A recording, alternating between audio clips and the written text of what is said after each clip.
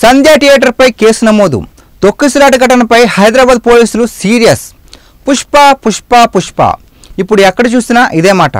ప్రపంచవ్యాప్తంగా పుష్ప 2 గ్రాండ్గా cinema release అయింది. థియేటర్స్ దగ్గర అభిమానులు సందడి చేస్తున్నారు.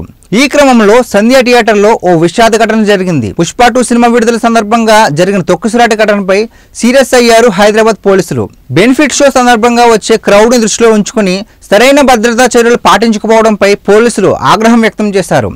నిన్నటి తొక్కిసలాట ఘటనలో ఓ మహిళ మృతి చెందిన ఘటన నేపథ్యంలో చిక్కడపల్లి పోలీసులు సంధ్య థియేటర్ యాజమాన్యంపై కేసు నమోదు చేశారు. దిల్సుఖ్ నగర్కు చెందిన రేవతి, భాస్కర్ దంపతులు పిల్లలు శ్రీతేజ్, సన్వికాలతో కలిసి పుష్ప ప్రీమియర్ షో చూసేందుకు సంధ్య 70mm థియేటర్కు వచ్చారు. అల్లు అర్జున్ థియేటర్కు వచ్చిన సమయంలో అభిమానులు గేటు లోపలకు చొచ్చుకు వచ్చారు. ఆ సమయంలో జరిగిన తొక్కిసలాటలో రేవతి, ఆమె కొడుకు శ్రీతేజ్లు అపస్మారక స్థితిలోకి వెళ్లిపోయారు. అప్రమత్తమైన పోలీసులు విద్యానగర్లోని దుర్గాబాయి దేశ్ముఖ్ హాస్పిటల్కు తరలించారు.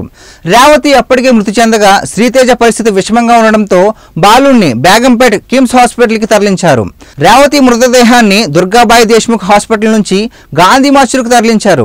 మరోవైపు సినీ హీరో అల్లు అర్జున్ వచ్చే సమయంపై పోలీసులకు సరైన క్లారిటీ ఇవ్వకపోవడంపై నిర్వాహకులపై ఆగ్రహం వ్యక్తం చేశారు పోలీసులు.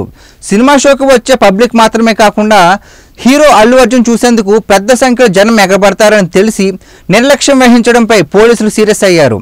సినీ హీరోతో జరిపే ఈవెంట్పై ముందస్తు ఎలాంటి సమాచారం లేకుండానే కార్యక్రమం నిర్వహించడంపై పోలీసులు సీరియస్ అయ్యారు. ఒక సినీ హీరో వచ్చే సమయంలో తీసుకోవాల్సిన కనీస జాగ్రత్తలు తీసుకోకపోవడం నిర్వాహకులు తీసుకోలేదని మండిపడ్డారు హైదరాబాద్ పోలీసులు.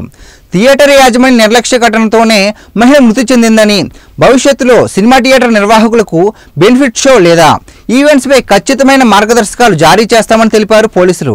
నిబంధనలు ఉల్లంఘించి కార్యక్రమాలు నిర్వహిస్తే కఠిన చర్యలు తప్పదని హెచ్చరిస్తున్నారు హైదరాబాద్ పోలీసులు.